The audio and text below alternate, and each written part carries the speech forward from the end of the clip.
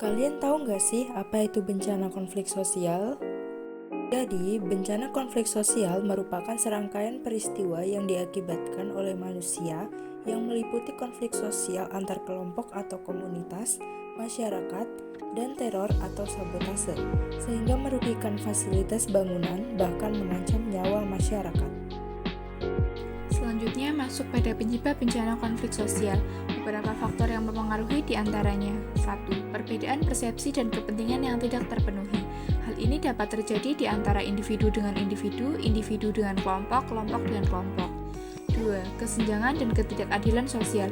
Faktor keadilan dan kesenjangan sosial menjadi pemicu konflik di era modernisasi di mana faktor industrialisasi, kekuasaan, dan pemilik modal memiliki komitmen yang sama, yaitu kapitalisasi ekonomi. 3. Perbedaan suku, agama, ras, kelompok, atau golongan. Meskipun hidup di dalam negara demokrasi Pancasila yang mengedepankan etik bernegara, namun persoalan klasik yaitu perang identitas masih mendilema di dalam masyarakat Indonesia. 4. Diskriminasi HAM. Konflik akibat diskriminasi HAM dapat terjadi pada konflik kebijakan yang tidak berpihak pada keadilan dan kesejahteraan si miskin, serta diskriminasi terhadap hak-hak anak, wanita, dan kaum lemah. 5. Karakter. Karakter merupakan sumber konflik utama di era sekarang, seperti mau menang sendiri, mau benar sendiri, tidak menghargai, dan tidak mengakui, menjadi sumber konflik baru yang berbasis karakter. Bentuk-bentuk konflik sosial. Yang pertama, konflik pribadi. Konflik pribadi terjadi pada setiap individu dengan individu yang lain, yang dimana konflik pribadi ini dapat terjadi dikarenakan adanya perbedaan aspirasi, kepentingan, dan menyebabkan munculnya prasangka. Yang kedua, konflik antara kelompok. Konflik kelompok adalah konflik yang terjadi pada sekelompok satu dengan kelompok yang lainnya karena suatu masalah yang terjadi. Yang berikut yang ketiga, konflik politik. Konflik politik ini biasanya terjadi di era demokrasi, di mana pemegang kekuasaan bervariasi dengan partai politik, sedangkan partai politik yang kalah berada pada jalur oposisi. Yang keempat, konflik SARA.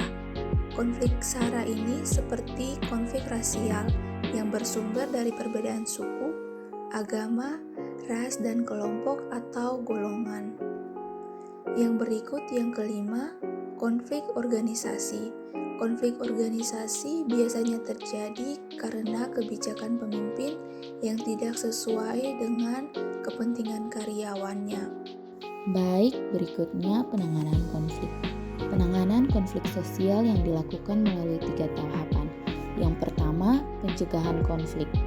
Pencegahan konflik dilakukan antara lain melalui upaya memelihara kondisi damai dalam masyarakat, mengembangkan penyelesaian perselisihan secara damai, dan membangun sistem peringatan dini. Yang kedua, penanganan konflik. Pada saat terjadi konflik dilakukan melalui upaya penghentian kekerasan fisik, penetapan status keadaan konflik, tindakan darurat, penyelamatan dan perlindungan korban, atau pengerahan dan penggunaan kekuatan TNI. Yang ketiga, pasca konflik. Pemerintah dan pemerintahan daerah berkewajiban melakukan upaya pemulihan pasca konflik secara terencana, terpadu, berkelanjutan, dan teratur melalui upaya rehabilitasi dan rekonstruksi.